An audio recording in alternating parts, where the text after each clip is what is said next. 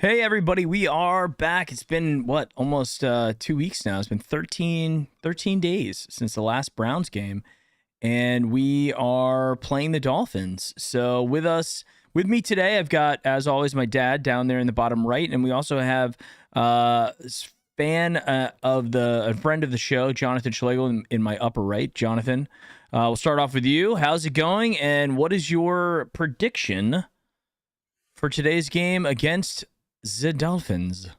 Well, Browns win, obviously. And the course. day's going great so far. Making a nice Cuban lunch since we're playing the Dolphins. And right. I'm looking forward to watching one heck of a football game. The oddest stat I saw today, it was weird, is Browns rank 4th in total offense and Dolphins rank 5th. I think that's Really? true. And then Yeah, the that doesn't Browns surprise ranked me, actually. 24th. Browns ranked 24th in defense, and the Dolphins ranked 25th in defense. It's really odd that we're so evenly matched on both sides of the ball like that. So I'm kind of interested to see how this goes and see if Myles Garrett gives Tua another concussion. Well, this is going to be an interesting one. I mean, we're what, 3-5, and they're 6-3. I mean, the Dolphins are a legit team this year. Surprisingly, I mean, you really can't deny that. And I'm taking a look at the PFFs now because I want to see exactly like how it's going to come down, like how the Dolphins are actually doing. Because I really don't know a lot about the Dolphins. I'll be perfectly honest. I don't really care about the Dolphins. You know, they are an AFC team. We play them every once in a while. I'm actually wearing my Lee Suggs jersey today, because my dad and I were actually at the Dolphins-Browns game in Miami. It's Miami Gardens, but Miami Gardens, for all of you people who are not from Florida, is actually in Broward. So where they play at Pro Player, Joe Rob, whatever you want to call it, it's Hard Rock Stadium now. It's in Broward. So when you say they go to Miami, they're not really going to Miami. They're going to Fort Lauderdale. So anyway, we were there at that stadium, which is now called Hard Rock, I want to say it was like 2000. It must have been like 2003-ish, maybe 2004. I'd have to look back. We were at the game where Lee Suggs played for the Browns, who also played for John and I, our alma mater, Virginia Tech. He was a legendary running back at Virginia Tech. And he played for the Browns for a while, had some injuries in college and had some injuries in the pros. But anyway, he set the all-time, and I think it still holds today, the all-time Browns single-game rushing attempts record. He ran the ball over 40 times in a game. Wow. It was ridiculous. I remember sitting there like, man, they keep giving it to Suggs. We ended up still losing the game.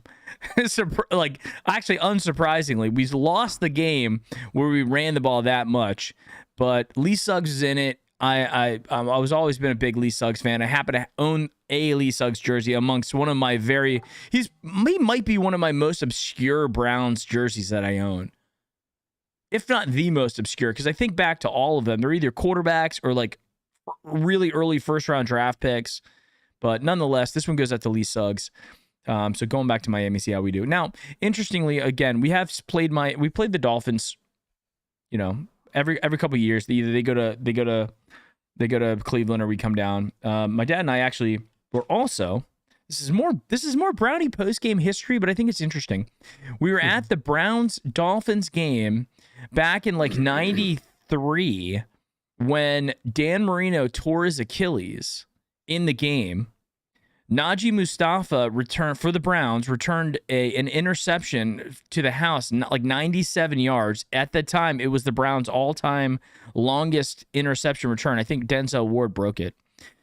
But Najee Mustafa took it back, and that was when Scott Mitchell came in, and we're like, oh, this is going to be great. Marino's not in. We're going to kill Scott Mitchell. And Scott Mitchell ended up lighting us up and then went on to have a fairly decent mid-tier quarterback in the NFL type career.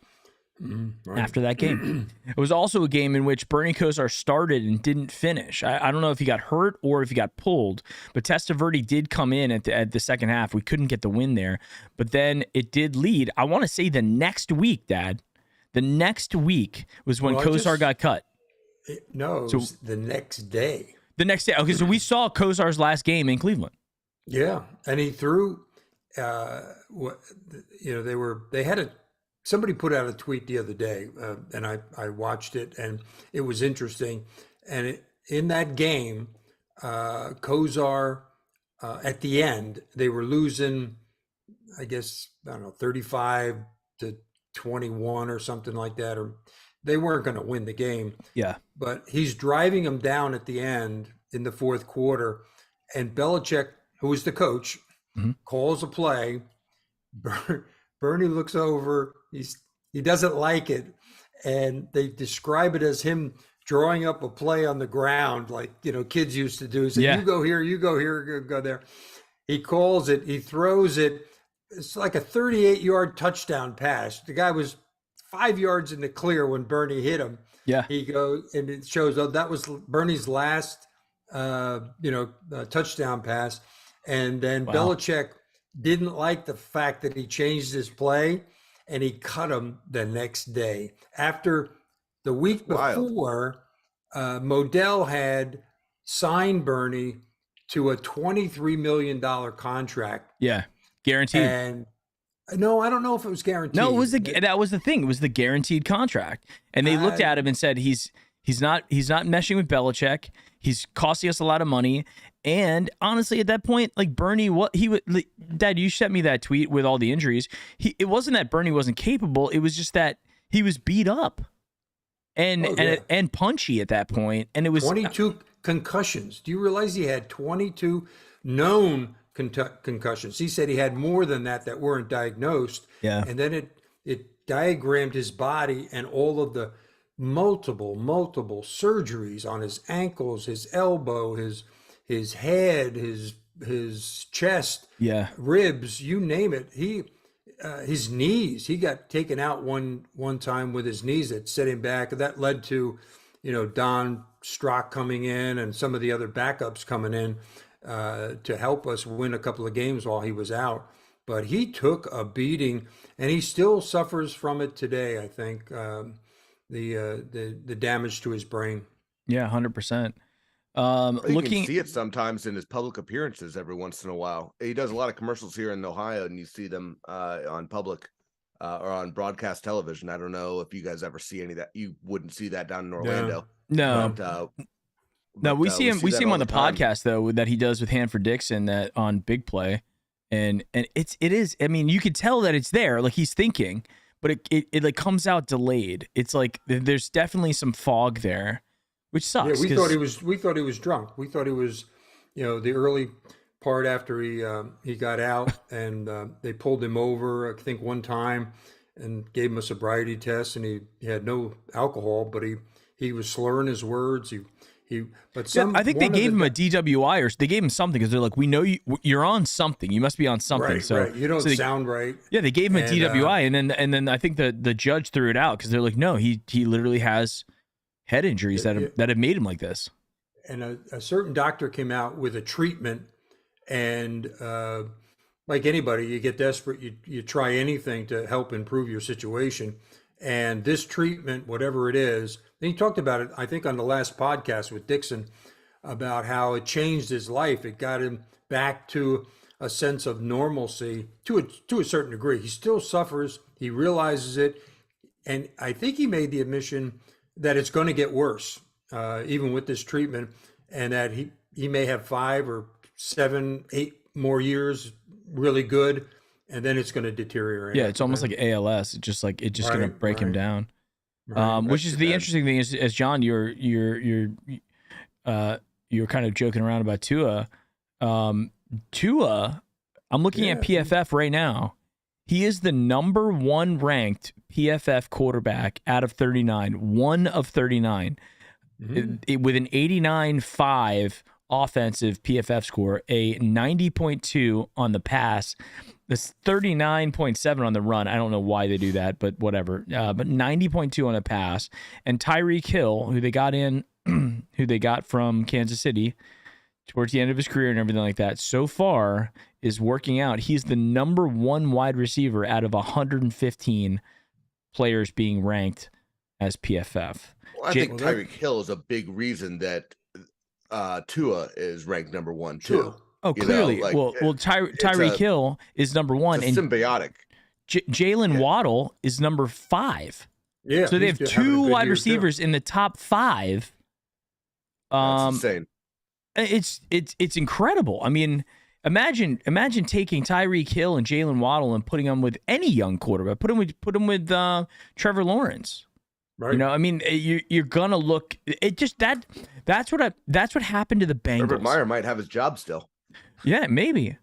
But you look at the Bengals last year, and everybody's like, "Oh my gosh! Like, look how great the Bengals." When they went out and they drafted a wide receiver in top 5 pick, right, to go along with Joe Burrow, and they're like, "We think this guy is going to take us to the next level." And Jamar Chase not only performed great throughout the year, but in the playoffs, he was incredible in the playoffs and got them to the Super Bowl. That goes to show how good a true, almost undefendable number 1 wide receiver is.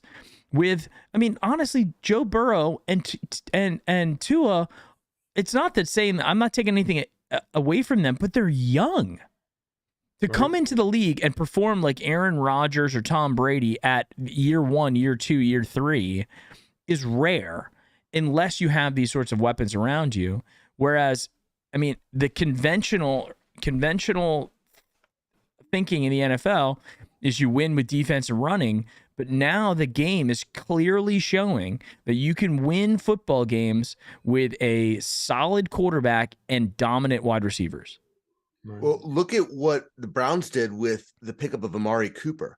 And don't get me wrong, I love Landry. Landry's been one of my favorite players on the Browns since what you might call the reboot in 2016, right? Yep. I love Landry. I love it. I love that that the freshman film they do with the NFL where they do the inside the look, the whatever, and all his stuff there. Landry was awesome. He's one of my favorite ex-Browns now. Mm-hmm. But Cooper just showed how much we were missing from the wide receiver position. And probably partly how much Baker was not making use of good wide receivers. But Cooper is just wide open. He just makes himself open in ways that only comes from really good wide receivers. And we haven't seen that from anybody in the Browns wide receiver core since before the 0-16 season. Yeah. Peoples-Jones has his moments where he really shows that he's a top receiver. But then either we get away from him or he doesn't make the plays and brings it back down to being a good average receiver. But he makes some outstanding catches sometimes. He does. He's not all that consistent though. Right now, I think he's ranked in like the top 10 or very close to it for the most catches over 20 yards in the NFL. Right. Well, so they're finding him in his spot, but his spot isn't very big. Right. And the thing about Amari Cooper is you compare him. One of the things, and this is the eyeball test as well, because I remember seeing Jarvis and OBJ last year, and in person, and just going, they're clearly like that. They're that superstar athletic, physical skilled. But in terms of the actual frame, both OBJ and Jarvis are basically the same frame. They're 5'11", 198, 200 pounds. Like that's about what they are. Amari Cooper is 6'1", and he's longer. Like his arms are longer, and it's a different type of player that Amari is. Just those 2 inches, it makes a big difference.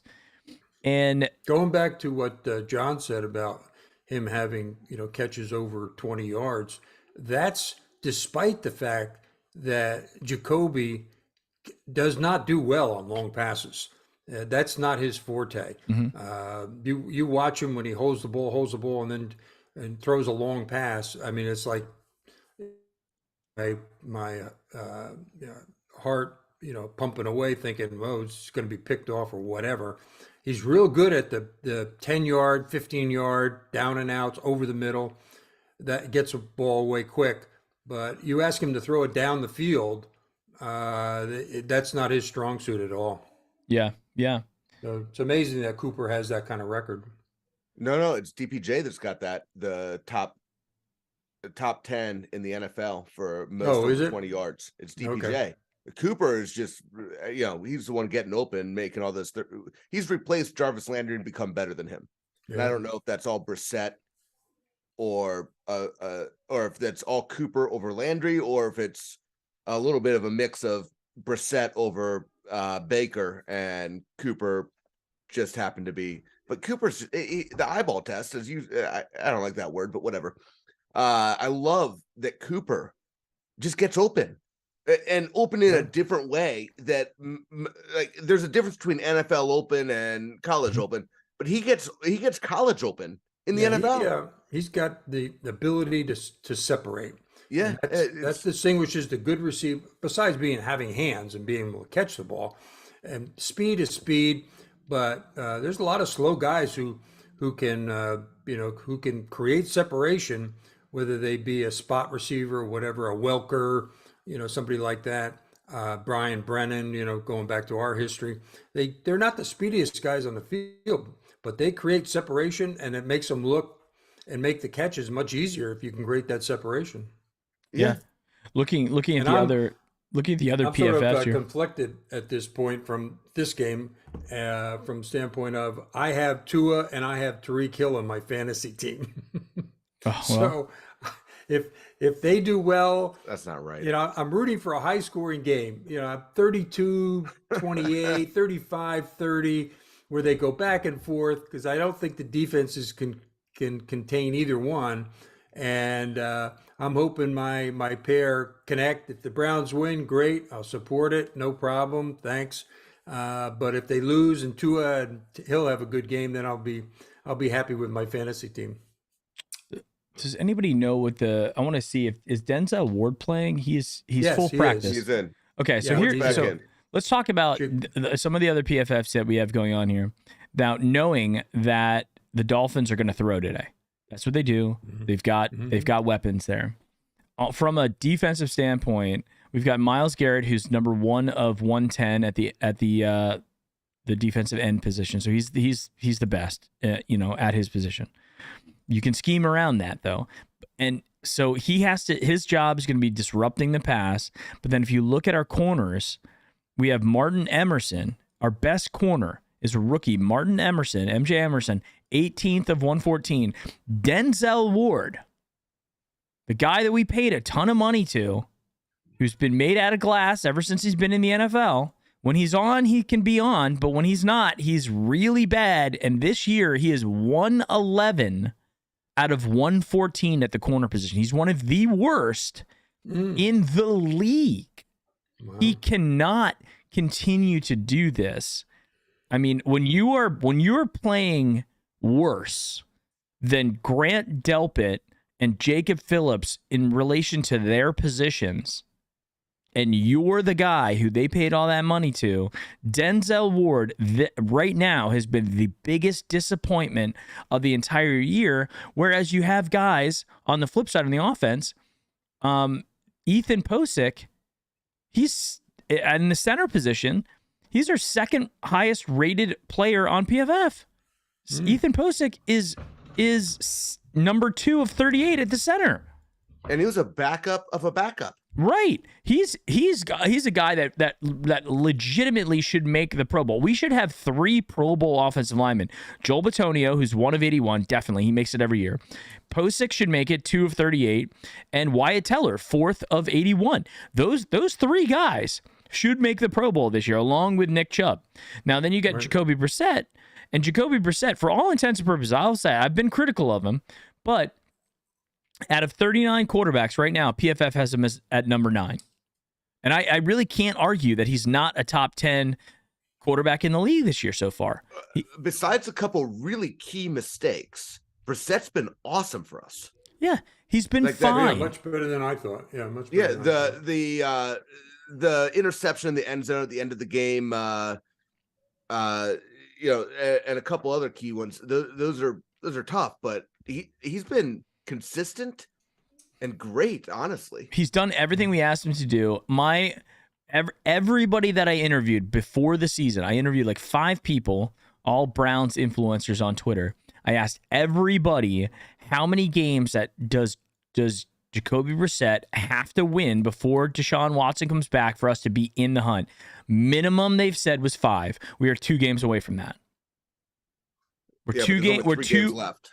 Right, 2 games. We have to get 2 wins out of the next 3, and I think we've got.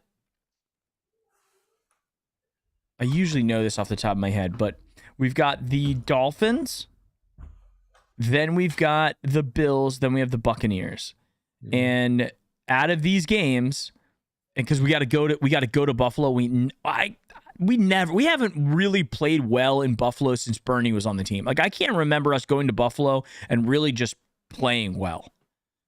So, but I think the thing is, if it depends on how damaged Josh Allen's arm is. Right. You put in a back. You put in a backup quarterback, Case Keenum. Is he playing today? Do we know? He's listed as active, and he practiced a little bit on Friday. But if you saw the last game where he got injured, I didn't see the injury, but I saw him throw 2 or 3 passes afterwards. Yeah. And he threw it, and he immediately grabbed his elbow right here in pain. And it's just like swinging a golf club or taking an at bat in baseball where you've got a cracked rib or something you're trying to protect. Yeah. You just don't throw the ball the same way. You try to protect that injury as best you can. Yeah. Now, what they can shoot him up with, I don't know. Make that sort of go away. No, you can't. It worse if he keeps throwing. There's a ligament that goes from like basically the bot. If you look at the knuckle in your arm here, there's a ligament that connects in between your elbow and this bone here. Ligament, you can touch it and you can feel it. People think it's like they call it the funny bone, right? Where you hit that. Right. There's a ligament that goes from there all the way up to your shoulder. And when you're a pitcher in baseball, when you're a quarterback, there's 2 things that can go wrong, and you're in deep trouble. Obviously, the rotator cuff from the shoulder, but the other thing is that tendon that runs down. Right. Those are the 2 things: your elbow and your shoulder. And the most dangerous one is probably the elbow.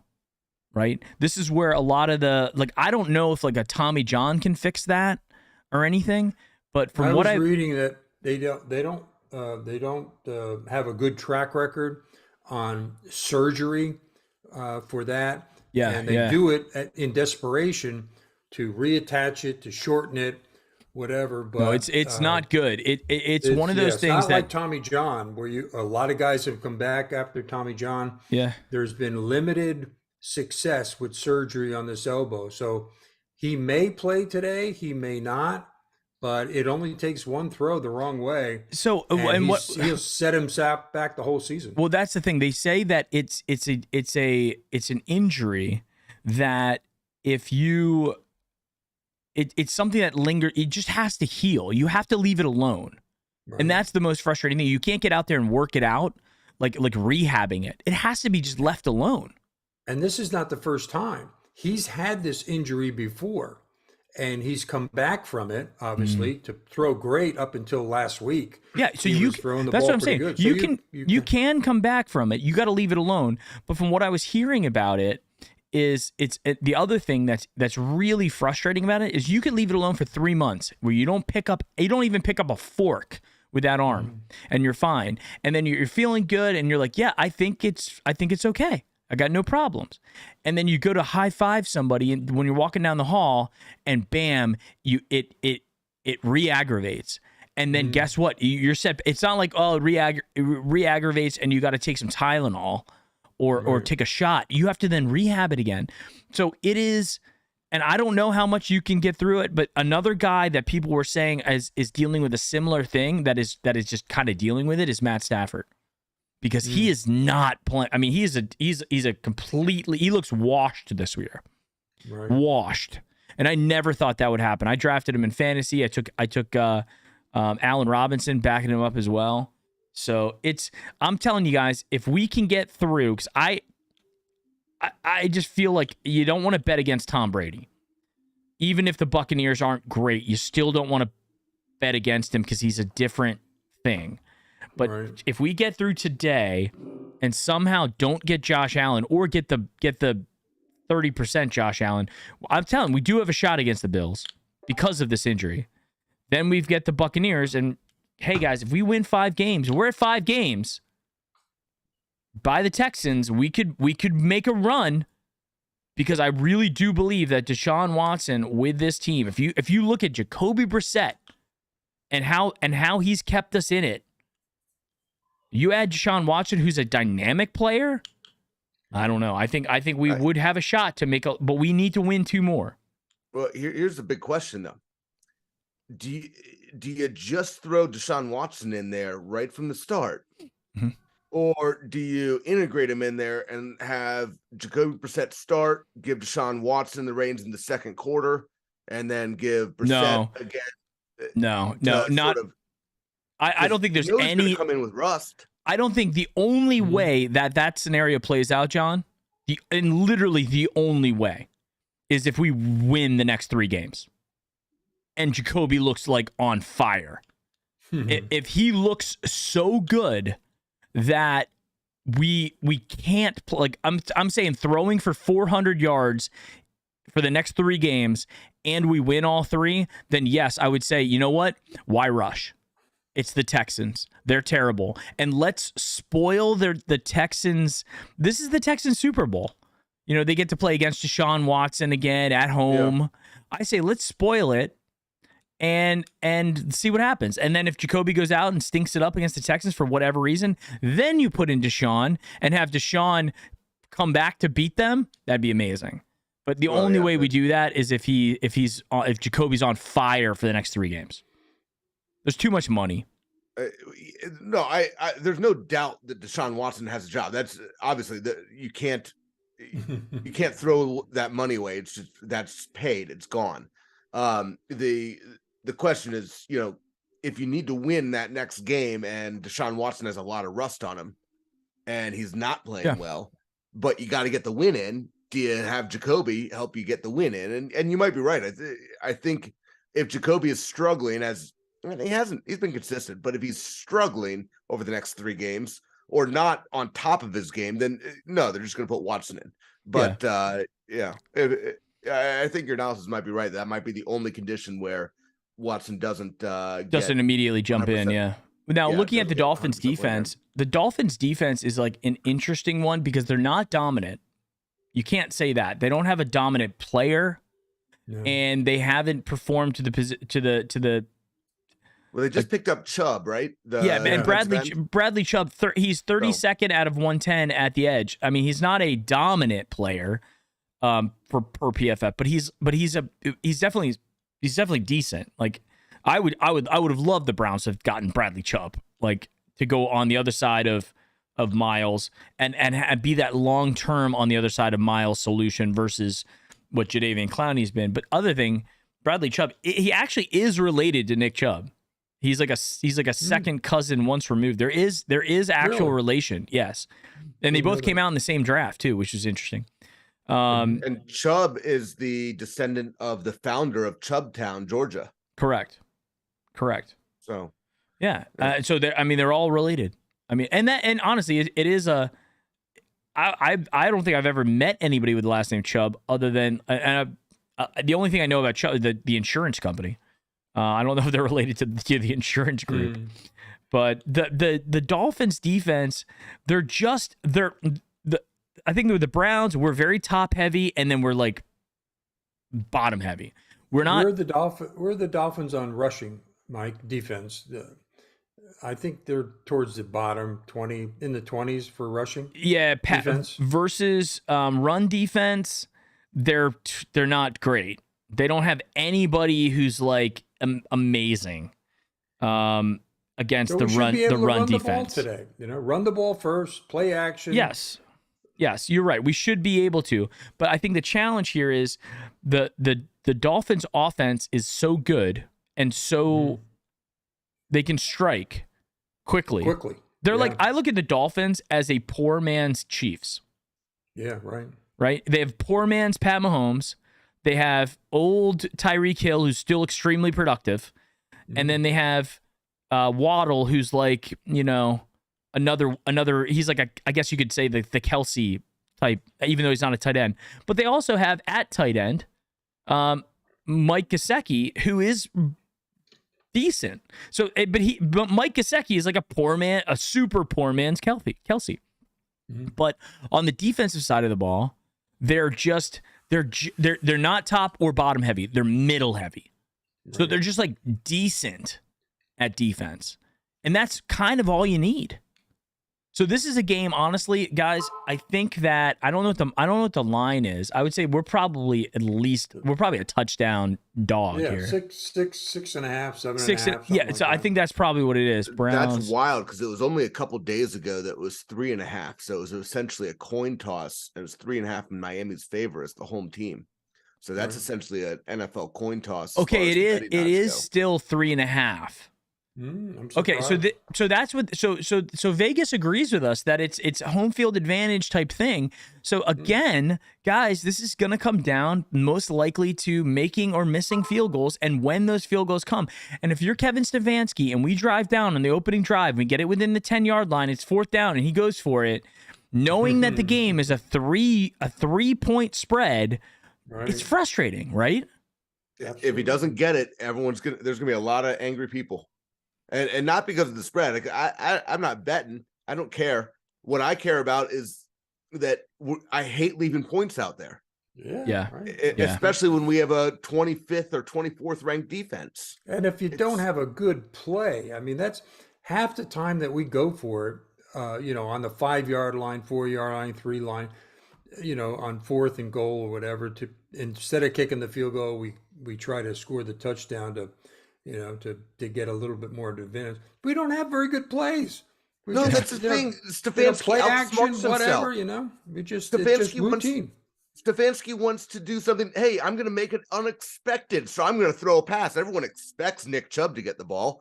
We'll throw a pass, and the pass doesn't work. Why does everyone expect Nick Chubb to get the ball? Because he'll get it in the end zone. We'll give it to Nick Chubb. Or Hunt. If Hunt is in there, it's not that hard. Yeah, Hunt can get you 5 yards on any plays given the ball. So he moves left, right, whatever, finds the hole. Who cares if they expect it? They can put 12 men in the box for all I care. Just give it to one of those guys. And honestly, that's been the argument for Nick Chubb all season. The traditional thinking is, hey, they're stacking the box. They got 9 guys in the box. We shouldn't give it to Nick Chubb. And then you see them give it to Nick Chubb with 9 guys in the box, and he still gets over 5 yards a carry. It doesn't matter how many you put in there. Now, this is Nick Chubb's PFF grade versus the Browns' average PFF grades. Okay, you have Nick Chubb and Nick Chubb. So which one am I looking at? No, Nick Chubb and not Nick Chubb. Oh, not Nick Chubb. Okay, I can't see it. Basically, everybody else on the Browns is about a 65 PFF grade on average. Okay. And Nick Chubb is off the charts at like a 95. Yeah. So it's like, guys, the graph doesn't lie. It's Nick. Just give the ball to Nick Chubb. Give the ball to Nick Chubb. Hey, real quick, I want to give a shout out to everybody in chat. Hambone, Lynn Savage, Lamone Sr., Browns fans 1977, Rod Brown, Wesley, Mary's here, Smercy X, Tim Zaylor, Richard Christmas, Killer Shot 3, Ryan Burlow. What else we got? Robin Kreutzer. What's going on? Isaiah Gassina's in the house. Robert Britton. Who else we got here? If I missed anybody, I apologize. So we're gonna go up. We got some more time, but I just want to give a shout out to everybody. Thank you guys very much. We're closing in on 6,000 subscribers. Closing in. We're inching towards there.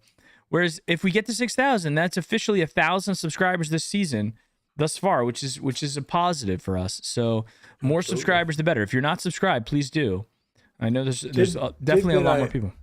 I heard this morning on Twitter, which could be a factor in this game, is that Teddy Bridgewater has a really bad knee, and it flamed up this week in late day practice, either Thursday or Friday, and he's sitting. So I don't know who their backup is to Tua. Do you? No, but Ooh, the good really interesting call. thing about the new rule, you might be able to call it the Tua rule. I don't know what they're calling it right now, but because of Tua's earlier injuries, they changed the concussion protocol, and instead of going into the tent, and as long as you can count to 4, you can come back out and play the same game. If you go in for concussion protocol at all, you're out for the game. Mm. And obviously, despite my comments earlier where I'm a little cavalier, it is a competitive advantage if someone is They're going to go after him. Even if you go into the tent a lot, so no matter what, right? Yeah, if you go into the tent for concussion, you're out for the game. And no matter what, Myles Garrett needs to go and make him eat dirt today. But I'm saying, is that any player or just the quarterback? No, anyone. That's a new concussion protocol. Wow, it just changed after that second concussion from Tua in the same week or whatever. So third string quarterback for the Dolphins is a guy named Skylar Thompson, who is a rookie out of Kansas State. He's a 7th round pick. He's played in 2 games so far this season, 26 for 46, no touchdowns, 1 interception with a 56.5 completion percentage. So it's not actually too bad. I mean, it's not for a third string 7th rounder. It's not. It's not good, but you're right. It's about what you would expect out of a 7th round type guy. I'd say it's pretty good for a 7th round third stringer. Look at the contrast between those stats with this Skylar Thompson guy with the same players, with Tyreek Hill, with Jalen Waddle, and then competent quarterbacks like Tua and Teddy Bridgewater. I mean, it's a massive, massive difference between them. So you're right, though. If Tua goes down, they're probably going to have to go with Skylar Thompson, and they have no choice. They have no choice. That should. But as history has shown, and my dad and I were there as witnesses back in the 90s, just because you take out a very good quarterback does not mean you automatically win, unless you take out both of them. Then you probably win. If they're going to run Wildcat all day. We've seen it all. From start to finish. So looking at the Dolphins, Hunter Long, their tight end, is a backup guy. He's concussion out. I don't see anybody else. I know the Browns are Njoku and JOK are the 2 guys for the Browns who are not in. I think Njoku's going to be back soon. I think Njoku looks at his. I mean, Njoku right now is PFF third tight end out of 68. He's having a Pro Bowl season, and Njoku wants to be back out there. So he's fighting hard. High ankle sprain is basically like a broken leg almost. He is fighting and was practicing this week to a certain degree. He was on the bike. I think they said he and someone else was on the bike, but they're still not playing. Yeah, not practicing, but he was out there, right, on the bike. And JOK's got a knee issue, who he was limited in practice, who he was trying to give it a go. He's not ready yet. Honestly, I wouldn't have thought last week, or the last game we played against the Bengals, I thought the Bengals, I called it. I said the Bengals are going to beat us. And we went out there and did it with all those guys on the bench and without Wyatt Teller. I think Wyatt Teller's playing. So Teller's back, the pancake king of the Midwest. Yeah, so Teller's back. The Browns did cut the Isaac Rochelle, the TikTok guy. So he's out. I don't know why. I don't know why they do that. I tried to watch. They picked up a couple of guys as well. They were trying out different guys for the practice squad. I don't know who they moved up, but one of them was a running back for whatever reason. Maybe he was a fullback type. I don't know. But to give you a quick update, though, Tampa Bay is up 21-16 in the 4th with 4 minutes to go. They just scored a touchdown to get within 1 score of Tampa Bay. Yeah, so. Gino had 3 points in the first half. And I'm like, man, I put the wrong guy in fantasy. But now he's got 2 touchdowns, 275, and he's still going to be throwing with 3:58 left. So I'm telling you guys, Geno Smith, Jacoby Brissett is a poor man's Geno Smith. He's not poor man's Deshaun. He's poor man's Geno. Geno is a legitimate, not only starter, not only Pro Bowl candidate quarterback. Geno Smith right now is in contention and maybe leading in the MVP conversation. That's how good Geno Smith is. So I don't believe you. Go look it up. Go look it up. He is that. You wouldn't think so. I don't. They're 6-3. Anomaly. Who would have picked them to be 6-3 with Geno Smith as your same thing with Tua quarterback? I mean, they were trying to run. Right. They're trying to run Tua out of the damn city. But yeah, I mean, Seattle Seahawks, Geno Smith is right now in terms of quarterback. He is PFF has him 4th of 39 with an offensive grade of 87, a pass grade of 83. Geno Smith is legit, ladies and gentlemen. Yeah, ladies and gentle I would persons. like to see more than a statistical anomaly to be proven wrong, but I'm willing to accept being proven wrong by the end of the season. Yeah, I mean, I have him. I put him in over Stafford, so he's going to be my anchor now, which is it's never good when you have to replace your quarterback, but it is what it is. Today is 23 of 33 for 275 and 2 touchdowns. And you got 4 minutes. Now you got 3 minutes left in the game. And 22 yards on the ground. Let's throw that in there. Yeah. So Tampa Bay is trying to run the clock out a little bit. So. Geno Smith right now is. This might be in NFL history. I don't think that there has been a turnaround. You know how they do like comeback player of the year? Like he can't even qualify as comeback player because he never came back from it. He was and never was. Right? He was terrible for the Jets. I mean, lopsided TD to interception ratios. The Jets finally gave up on him after forever. He became a backup quarterback. Then they're like, we got to get rid of this guy. Backs up for the Giants, backs up for the Chargers, backs up for the Seattle, and then they said, you know what? But I will say, last year Geno played a couple games for the Seahawks and did pretty good, and people were like, hey, he's not playing bad. He hurt his finger or thumb or whatever. Yeah. They brought him in. I think he won the first game that they threw him in, and they said, wow, maybe we're not going to miss Wilson quite as much. Yeah. And you're right. He played pretty well. That set the stage for them to say, okay, Wilson, you want to go somewhere else? Go to Denver. We got Geno Smith, and if not him, I don't know who his backup is, though. It's Drew Lock. Oh, okay. The guy they got from Denver. He came along with the trade. So I think Denver or Seattle was sitting there going, "Hey, worst case scenario, we bomb, we get a quarterback. We're replacing Russell Wilson or a guy at that level is probably going to be tough." Geno Smith stepped up and done it, and very, very impressive. 107.2 QBR, 15 TDs. But you know what was really funny, and I heard them talking about this on the media, is how mediocre Tampa Bay is. Like, Tampa Bay right now, let's look, NFL standings. Okay, so in the NFC, you've got Tampa Bay 4-5 overall. Yeah, 4-5 leading the NFC South. This could be like one of those like NFC West type years where like a team with a losing record wins the division, ends up going to the playoffs with a losing record, ends up hosting a game in the playoffs.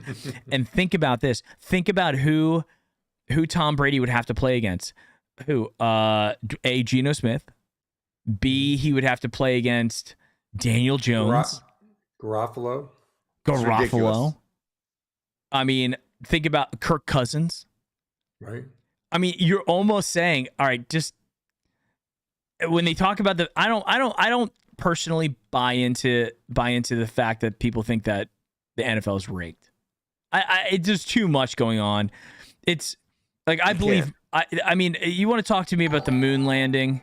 You want to talk to me about some stuff like that? I can get behind you. All right. You want to start talking to me about the world, the shape of the world? I can get into that conversation. But there's too many people that be out there to say that the NFL is rigged. However, Tom Brady is not only a statistical anomaly, but if you look at the last Super Bowl where Tampa Bay is hosting, it's in Tampa, and he happens to get there. I mean, and the Chiefs were beat up, and the coach's son gets arrested the 2 nights before. There's so many things that were going in their favor for Tampa, and I got to tell How you, many people have to be involved in that conspiracy to arrest the coach's son the night before? well, the coach's son did it himself. I mean, he got into an accident, while being intoxicated. I mean, he did it to himself. Unless somebody, there's a lot of moving parts in this conspiracy theory. well, no, I don't think there was a conspiracy theory in that. I think that the NFL clearly, just like anything, I mean, it's a business. They want their stars. They want the Michael Jordans to get to the finals to play and win. They want the LeBrons out there. They want those type of guys, and that's what Tom Brady is in the NFL. Yeah, TV ratings and comeback players. Underdogs. I mean, they love all that stuff. Sure. And rightfully so. That's why we watch. That's why we give our hard-earned The only cash conspiracy to theory I'll accept right now, at the moment, is the fact that the NFL agreed to 11 games, including the plus the bye week, for the sole purpose of Deshaun Watson's return game being against Houston. No, that was calculated. I mean, 100%. 11 games. 11 games. Why 11? It's not a round number. There's a calculation right there. It wasn't double. I mean, they wanted 6. It wasn't double it. I mean, how do you come up with that? But if you look at the AFC guys, I think, honestly, if I was going to call who's going to play in the Super Bowl, and I've said it before, I'll say it again. For anybody who's new to the channel, I think it's going to be Chiefs versus Eagles. And Eagles are certainly playing well. What is it, Hurts? Yeah, I think Jalen Hurts is another very underappreciated, not underrated. I think he's rated exactly where he is. He could be MVP too if they keep going. However, they should win this week very easily, I think, if they play their game and whatnot. So remember when I was a kid, when me and John were kids, the Eagles went off to an 8-0 start at one point in their history. Randall Cunningham gets injured, and they go 8-8 to end the season. Yeah, so it just goes to show how crazy things can get with key injuries. The Bills are in that same mold. The Bills could go, and then you got the Jets. We're sitting there, the Jets and the Dolphins at 6-3, and the Patriots are a very sneaky 5-4. The AFC East is the new AFC North, where every team's competitive, and it's just like, really they are, but they are, right? I feel like we're the Jets of the AFC North. The Dolphins are the Bengals, and the Bills and the Patriots are like the Ravens and Steelers.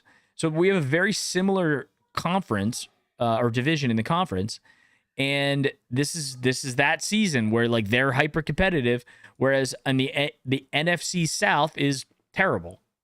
So it just it is what it is. Update: Tampa Bay 21-16. They've got the ball in Seattle. How much time's left? Brady is kneeling. 141 timeouts.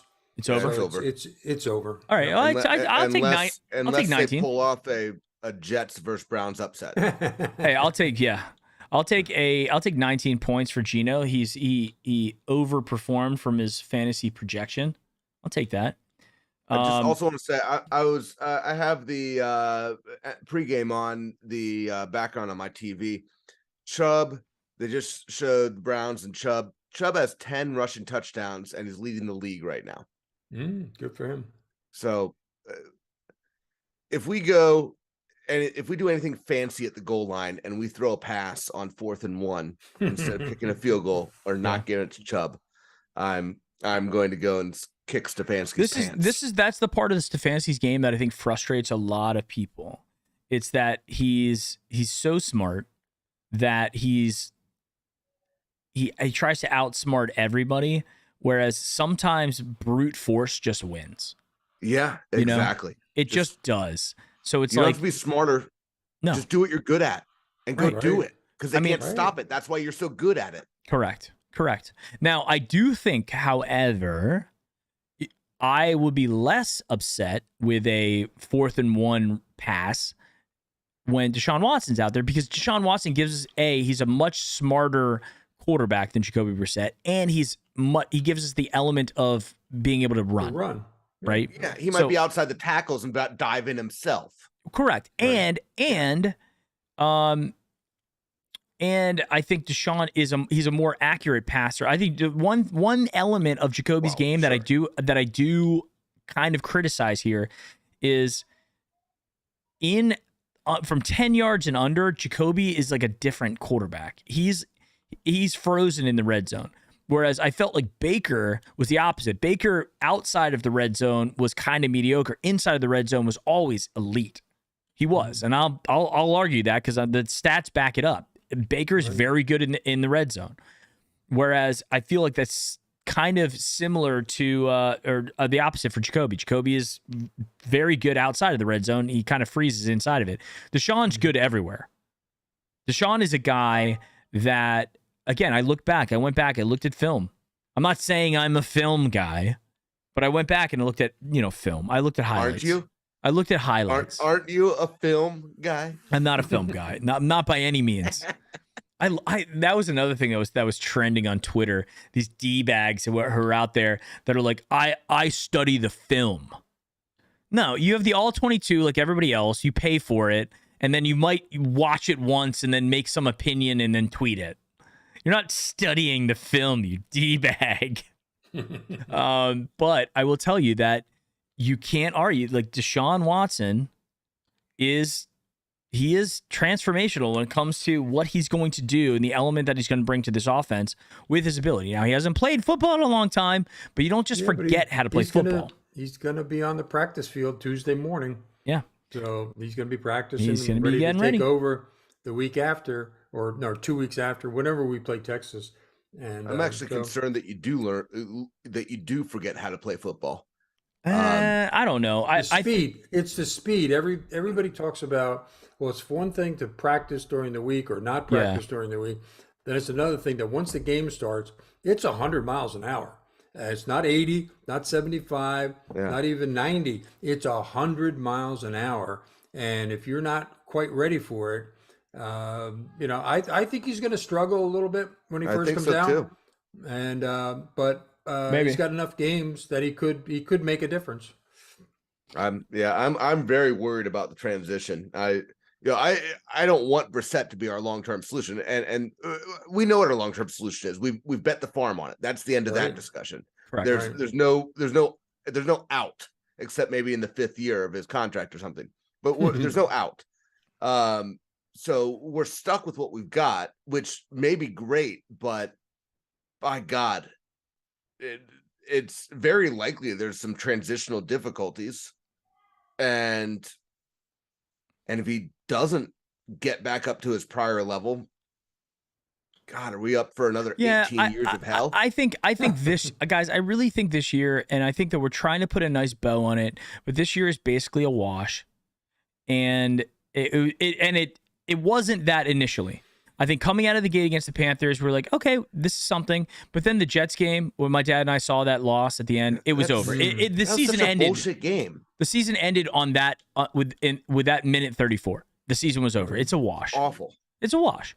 So they're trying to paint lipstick on a pig right now, and I think that for all intents and purposes, John, you make a really good point. We're all thinking that Deshaun's in a vacuum, like we're playing Madden, where we just put in a guy who's got a 95 rating and he instantly is better. There is going to be, it's not like there is going to be transition to him getting back into the speed of the game.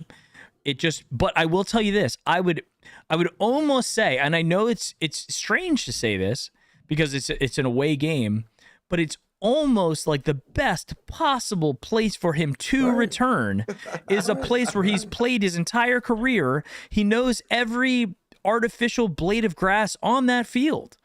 So he's going to have a lot of booing people, but it's not like you're going to Pittsburgh. They can't boo too much if they're losing, It's then they feel like they're booing their own team. He should win.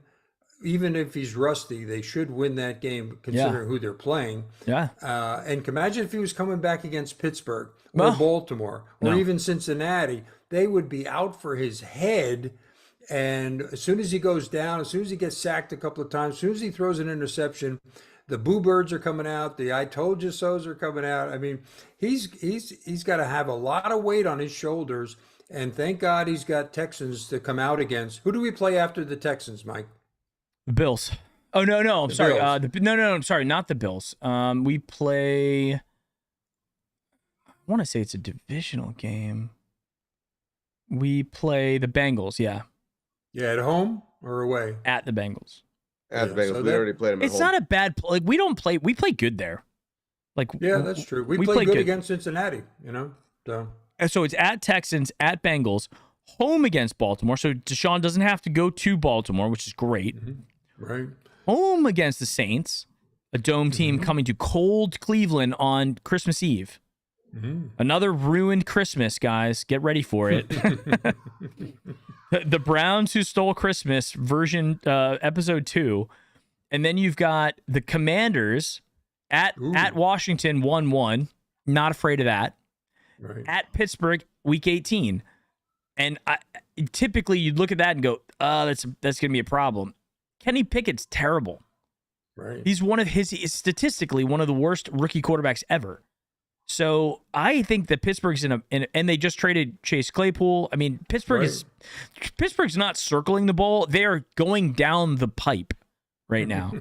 and they made that first round investment in Kenny Pickett. And I got to tell you guys, I see a scenario here in Pittsburgh. I do see a scenario where if they do really, really bad, they pull like what the Arizona Cardinals did with Josh Rosen, and they say, we're pulling the plug after a year. And this ain't going to work, Kenny Pickett. We're going to go after a quarterback if we get one in the draft, whoever comes up. Everybody was saying two it. coming out, right? Well, Hooker and who else? Hooker, Young from Ohio State. No, from Alabama. He's at Alabama. Yeah, I don't I don't like Young and I don't like Hooker. I don't think either one of them either. I don't like either of them are worthy of a first overall pick. The kid from He Ohio did not State play well against Alabama. That's the only bad game Hooker had this year. He came out yesterday, played really good against Missouri, put up some big numbers. So he's in the hunt. Obviously, it'll determine based on how they do in the playoffs and whatnot if Tennessee. But this is the first year that Tennessee is actually a contender. They've Since been Peyton Manning. format. Yeah. Since Peyton Manning. It's been so long. And Hooker, a guy who came from Virginia Tech, who just it's disgusting to see a guy who could possibly win the Heisman who was transferred away from your team. I'm sure the Ohio State people looking at Joe Burrow thinking the same thing. It's like watching that guy go on to have the best statistical career, season in college football history, win the Heisman and the national championship, and you had it, and you had him. Yeah, we had Justin Fields. Yeah, Justin Fields and a couple other guys too. So and Virginia Tech is because I don't even know who plays for Virginia Tech anymore. I refuse to even watch them. Wells is their quarterback. Who? I think he was at Wells. Yeah, I know. Who? He's been brought in, and he's had his moments, but he really is not a top-notch quarterback. I think they've lost 6 in a row now. Virginia Tech has fallen off the planet. They're no longer a relevant team, and they're not deserving of my energy. I have enough teams that I root for that lose. I don't need another one, so but luckily they've stopped calling for donations. Stopped calling years ago. I don't know why, but they just did. I used to donate. I'm like, all right, here's $100. I donated too, 4 years worth. 5, really. John, did you get out in 4? I graduated at the gentleman's pace of 5.5 years. Yo, you're going with a half? Okay, then I was technically that's what fine. it was. I mean, I don't count the semester I was academically suspended as a period of time that I attended. So that makes it 5.5 in my according to my record. Lowest GPA possible. In fact, I graduated last in my class. Not Mr. You were Mr. Irrelevant? Yeah, I was not figuratively, but literally last at the entire Virginia Tech class somehow. Well, at West Point, they give you a lot of money for coming in last. If you're the Didn't last, get that either. you didn't get that Missed out either on that Oh, one too. Wow. So Well, it all worked so- out fine for you because I think you did fine and like somehow Yeah, got right. into Somehow law. things worked Like out. it just gives the proof to any kid out there. Is like, well, you can have a terrible GPA in college as long as you get the degree and then have a phenomenal LSAT score. You can still write your own ticket. Right. pretty good LSAT score. I got something up here. Yeah, I got to tell you, and this is funny. Dad, I don't think you know this, but John's the reason why I graduated college. Like Oh God, literally. no, we're not going to talk about that. No, well, okay, so Not on the air. No. okay, so it wasn't John. No. It was Juan. My friend Juan was the reason why I graduated college. There was a class that I had to take. It was a programming class, and I just refused to try at all in this class because I thought I could just go in there and do it. It was C++. Juan has gone off screen, and so I had gotten like basically 30% on all the tests, which is if you give a monkey a Scantron and have them fill out the bubbles, they'll get about a 30% on every grade. And that's what I got. And I needed a minimum of a D, I think, to get a grade to pass. And I had to get like a 90 on the final. So I had John literally go in and Juan took the final for me. He got like a 99. Did not happen. This Juan guy did not happen for this everybody. Juan guy, everybody out there. You're right. This is not true. This is a funny anecdote he likes correct. to tell. It's something that could have happened. But Thunderstorm out here. Wow. My for college ID was doctored and everything to save Michael Killey with Juan's face on it. And Juan passed that class for me, and I ended up getting a piece of paper saying that I'm smart. But nonetheless, all of this is not true. Mike's it's not all smart. allegedly. But the paper is up there. You can't see it, but it's on my wall. All right, guys, we're getting close to the game. It's thunderstormy. At any second, I could lose power, and I don't want to lose power coming off of that story. So if you have not subscribed, My prediction. yeah, let's get a subscription. I think the Dolphins are gonna win.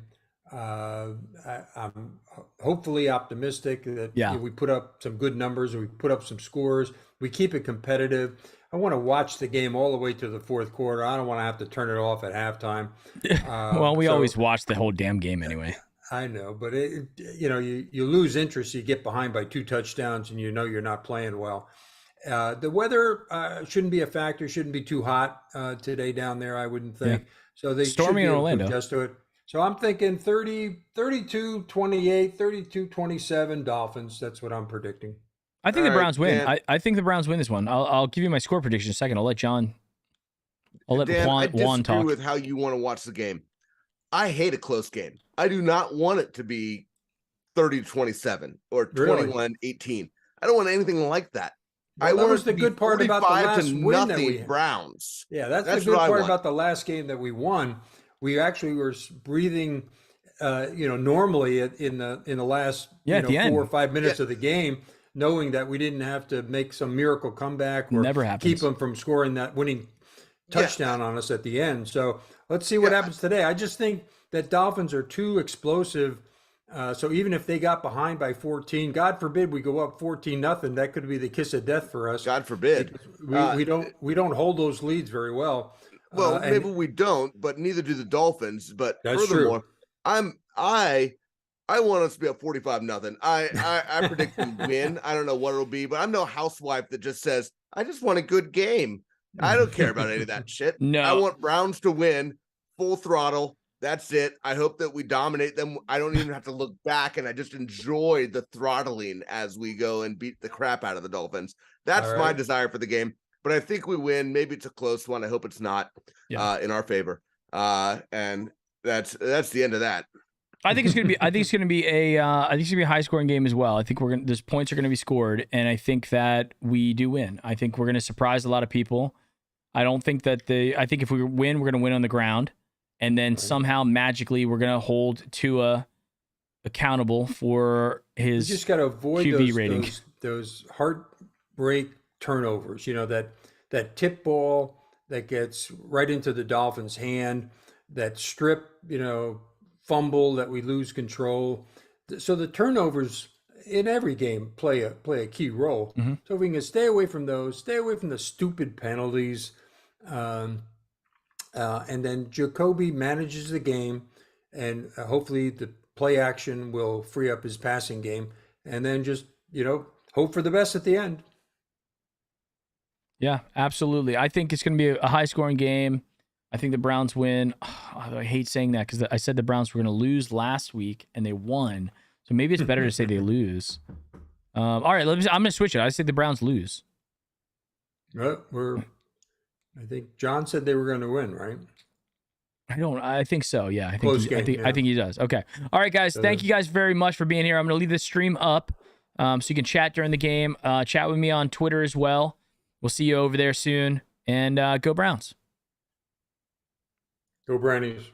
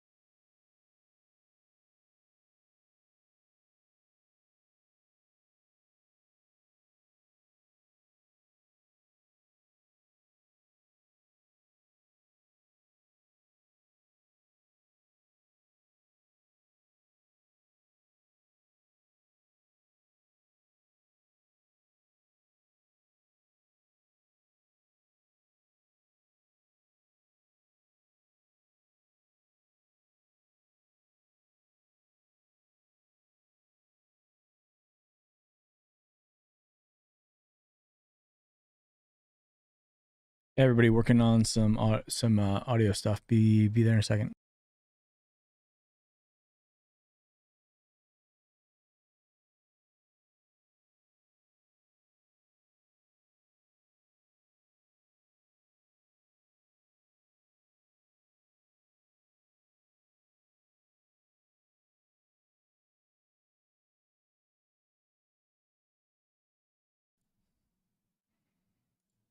All right.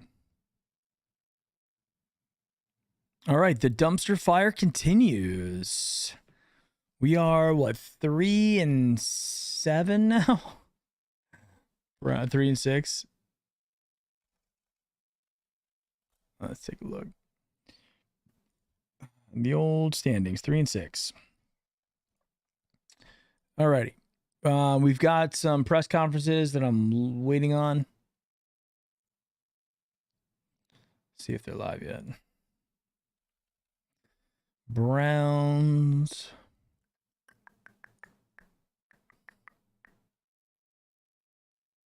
No press conferences yet. They got to be coming up any second now. All right, so let's talk about the game. I'll tell you what, guys. I think Kevin Stefanski starting off and scripting an opening drive is literally masterpiece level stuff. Kevin Stefanski is really, really good at it. But the rest of the game is where it starts breaking down. That's the challenge. Let's go ahead and tweet this out real quick.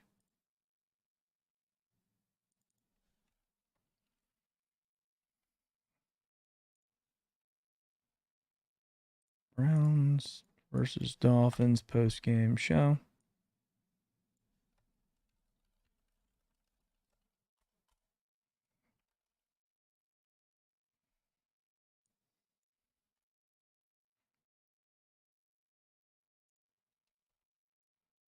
Clevey.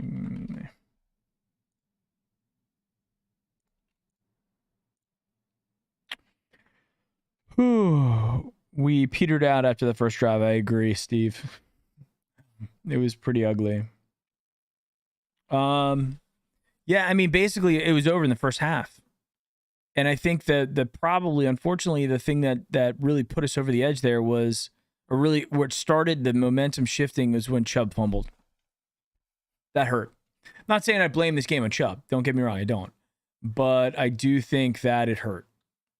I really do. And I don't know. So that is the problem to start off, right? You can't turn the ball over. I don't think, and I want to go look at the stats, but I'm pretty sure that we've unlocked a new achievement on the Joe Woods defense. Browns, Dolphins. Okay. Browns, Dolphins stats. They did not punt the whole game.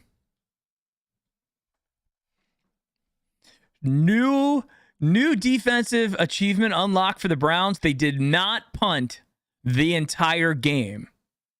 The Dolphins did not punt the entire game. They scored. Did they go for it on fourth down at all? They were one of two on fourth down, so we did hold them once. But they did not punt at all. We only punted one time, interestingly. They didn't punt at all. But we didn't punt because we were going for it on 4th and 20. They didn't punt because they were scoring. 39 points, 7 in the first, 10 in the second, 13 in the third, 9 in the fourth. How does Joe Woods still have a job? I really want to know. How does he still have a job? Can somebody in chat explain that to me?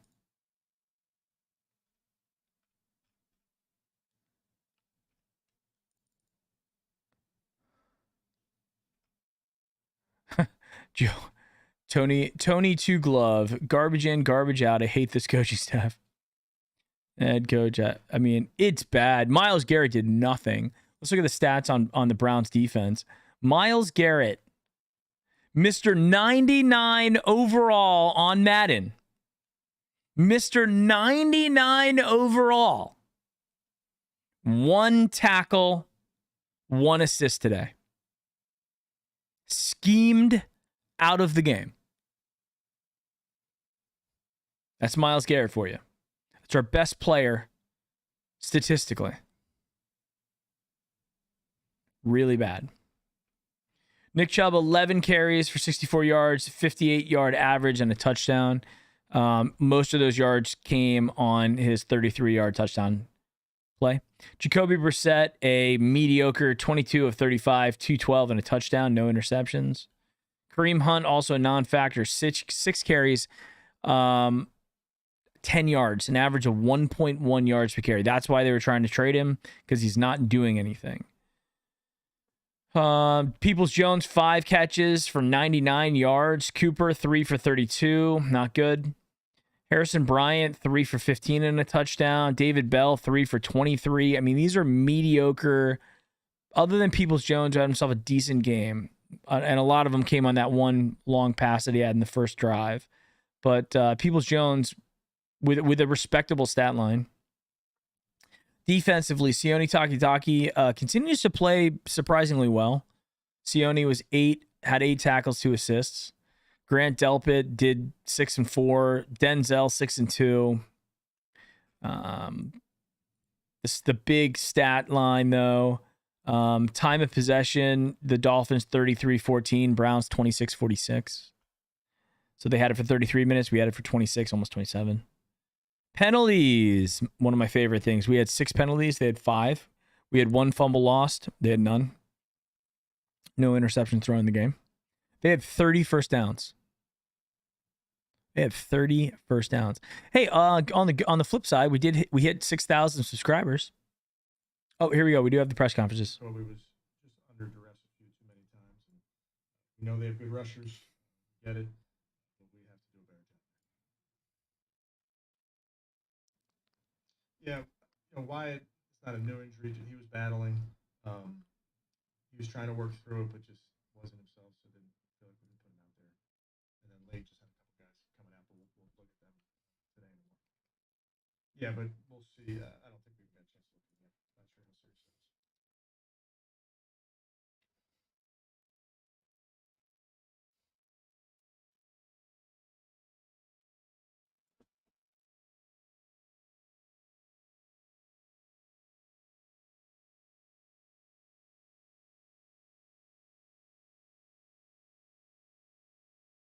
And that's really frustrating. But big thing for us right now is taking the small view and looking at this game and looking at why what happened today happened. Because as we know in this league, if you don't stop something or a team finds a certain thing that they're going to do to you, everybody else is going to do the same. So we got to look at that and find ways to improve. And then we got to just do what we always do on a Monday. You got to own it, and then you got to move on. You guys had a big play to DPJ at the first drive, and after that, it was Ryan getting explosive plays. You ran what happened there. Yeah, obviously credit to that defense. They did a nice job. Tried to get the run game going a few times. Tried to push the ball down the field a few times. Didn't have those opportunities. So it's it's frustrating, obviously, because you want to start fast. And we just didn't do enough early for the football team on the offensive side. We didn't do enough early. My dad was just saying something about the Vikings-Bills. I didn't see it.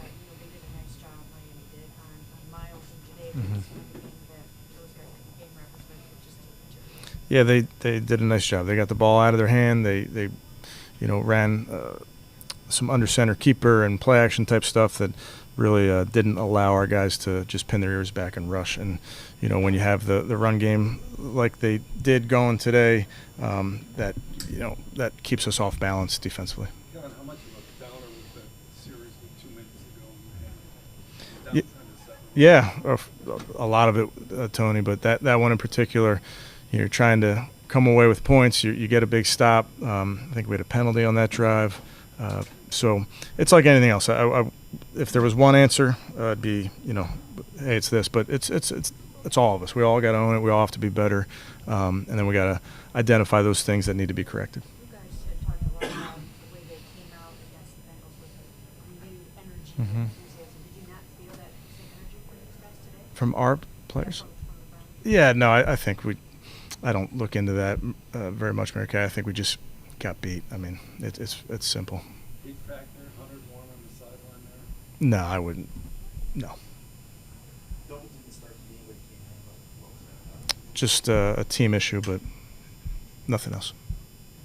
Kevin, Deshaun can return tomorrow to practice. Do you have a sense of what the plan is going to be, getting him ready to play while also getting Jacoby the snaps he needs? Yeah, I know Deshaun can come back to practice, and that's the next step, and we'll talk about that next week. But biggest thing for us is just making sure we fix the things that need to be fixed today. Good. Okay, thanks, guys. I think he called her Mary Kay. I didn't hear him say McCathy. We'll leave it up. I think he's gonna come back here. We'll be right back. All right.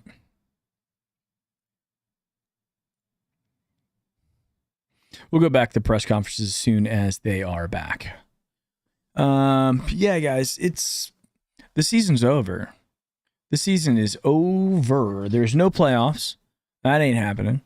And basically now it just comes down to, like, I hope we don't get thrashed the next 2 weeks because we're going to be wasting our time watching these Browns games. Kevin says all the right things, but nothing changes. I mean, yeah, I mean, at some point, like where's the accountability? At least Black Panther 2 was decent, and the wrestling show was good last night. Okay, Robin. I haven't seen the Black Panther 2 movie yet, but I'm sure I will. You know what I've been doing a lot with these Marvel movies is not seeing them in the theater and then waiting till I'm on an airplane and just watching them on like Delta. I watched the Thor movie last week on Delta, and I was like, this is great. Yeah, I don't know. I don't know what's going to happen. I mean, at this point, I think this season's a wash. They realize it. I think that at a minimum, Joe Woods is gone next year. They're going to have to figure out a way that they can get some defensive players like here. I mean, everybody's talking about the defensive line. Mike Restano talked about it a lot before the season started. We talked about how this offensive line or defensive line is very suspect. And it hasn't done well. And I think that's a problem. You know, I think that these teams that they don't have, you know, it's not like we're going up against Barry Sanders or Walter Payton here. We're going up against guys that the vast majority of the non-fantasy football playing NFL casual fan has no idea who these running backs are. And they're putting up career type stats against us. You know, the Dolphins today, Jeff Wilson went 17 for 119 and a touchdown. Raheem Mostert, 8 carries, 65 yards and a touchdown. Wilson had an average of 7 yards and Mostert had an average of 8.1. That's insane. That's like the stat lines that you're used to seeing with Kareem Hunt and Nick Chubb. You're not seeing them here. That's a problem. Nick had a very respectable 5.8. I mean, Nick Chubb's going to do what Nick Chubb does, but we're not doing better than that. Wyatt Teller not being out there was a problem today. Steve Z, our secondary looks good on paper, but are they really good? Is the question. They're not. Like, I don't even know if they look good on paper. I mean, if you on maybe just off maybe with Greg Newsome thinking that, hey, he's a first round pick, with Denzel Ward, who's a Pro Bowl type guy, but PFF tells a different story, and that's the reality of what things are. Just like on paper, you'd look and say, like, there's no way Tua Tagovailoa is the best quarterback in the NFL. I mean, it is what it is. It is what it is. He is, or at least very much in the argument that he is, right? But the proof is in the pudding, and when you don't score, when you give up close to 40 points, it's not good. We had 13 days to prepare for this game. 13 days. And this is what we got. It's not good, ladies and gentlemen. It is not good. Waiting for the rest of the press conferences, guys. We will be going to each one, and we will be watching them live. We had Stefanski. I don't know who's going to come out next. Like, who comes out next? From the Brown side, like, they're not going to put Chubb out there. He doesn't do it. Probably Jacoby. He comes out for the press conferences.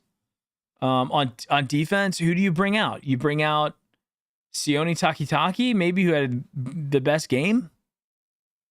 I don't know. Denzel Ward, who is a non-factor. Clowney, non-factor. Myles Garrett, complete MIA non-factor.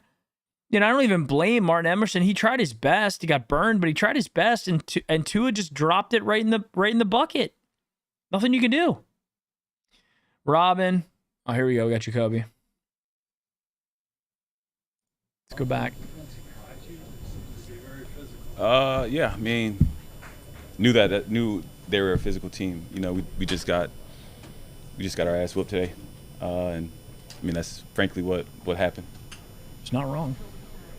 You guys coming off of that big victory over the Bengals and having a bye week, just how much of a letdown is it to come out and do that? It's definitely unfortunate. Obviously wanting to carry that momentum into another week, and we were unsuccessful at that. Yeah, we just got to be better in all phases of the game, and yeah. So what was it like for you, just facing the pressure that you did all day in defense? It's part of football, Wasn't shocked that I don't think they wanted me to sit back there and just have all day.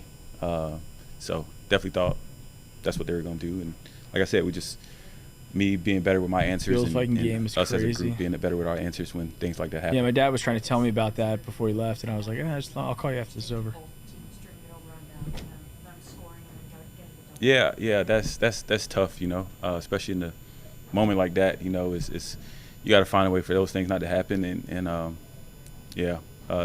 definitely not wanting to give them the ball, obviously in that with that type of territory where they can go and double dip, knowing that they get the ball in the second half. Got to go watch the film and learn from it. Jacoby, you guys as friends have been like 18 months with you on the sideline. What was it like seeing them come watch? Yeah, he is pretty good in the first They quarter. come and watch me all the time, so it is what it is. It is what it is. That's the thing. It's like, it is what it is. We lost. We got crushed. It is what it is. He knows he wasn't brought in here to win a Super Bowl. We just didn't execute as well, and a couple bounces one way or the other didn't go our way, and it's tough to see what the actual cause was right now. Got to go back and watch the film and see, where did the lull come, and just get ready to get better from that, and got another big game coming up. Not wrong. It's just unfortunate. Another season down the tubes. Yeah, I think that's part of our game, is to be able to run the ball, and obviously we weren't as successful as we wanted to be in that area. But I know the guys in that room. I know the guys up front. I know 17 our coach, points really isn't enough to O-line coach, running back coach, to really win. quarterback coach. I know the You coach in that can win room. with 17 points, but we're gonna go and watch the film and correct it and be better from it. What were the emotions like for you just coming back here, coming back home, but against the team you played for last year? Nothing. Literally nothing. I want to go win. What about the fact that, well, if you can win the next two games, he's 5-6. Oh, for sure. I mean, yeah. I don't even know how many games we played. What we played? Tony, you're not wrong. 9. All right, yeah, we got plenty of time. I mean, it's this season it goes fast, but when it clicks, and we got another opportunity coming up next week, and looking to put a better performance out there. Good. Thank you. Thank you.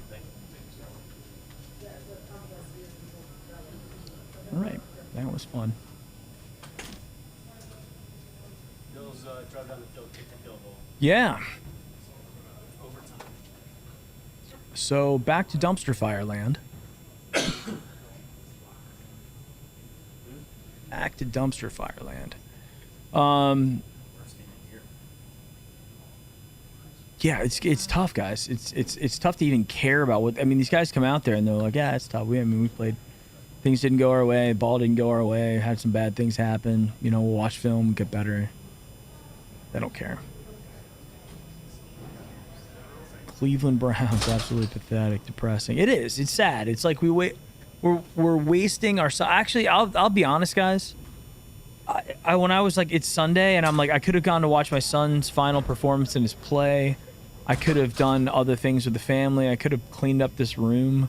I could have done a billion things, and I spend this time giving a crap about the Browns, and it's tough, man. It's really tough to stay excited about it, and you know, I will tell you this. I'm starting to become numb to winning or losing. Like, I wasn't all that excited last week or 2 weeks ago when we beat the Bengals. I was like, all right, well, I guess that's good.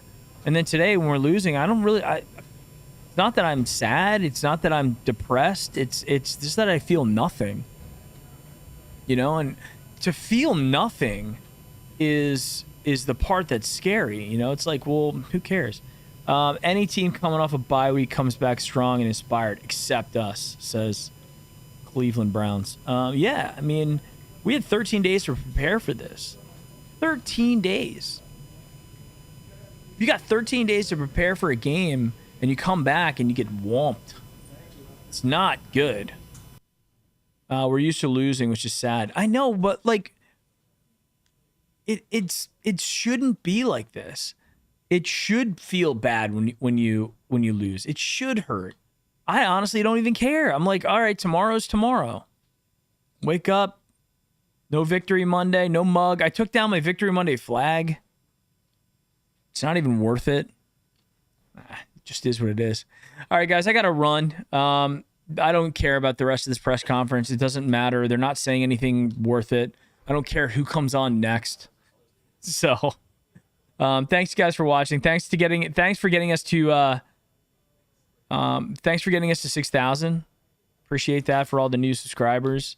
Hope you guys stick with us, and we'll be back next week. Next week I'm gonna be streaming live from DreamHack, which is a PC gaming conference in Atlanta. I'm going to this conference with my son, and I'm bringing my computer and all my gear, so I'm going to be going live from DreamHack, and we will see how things go.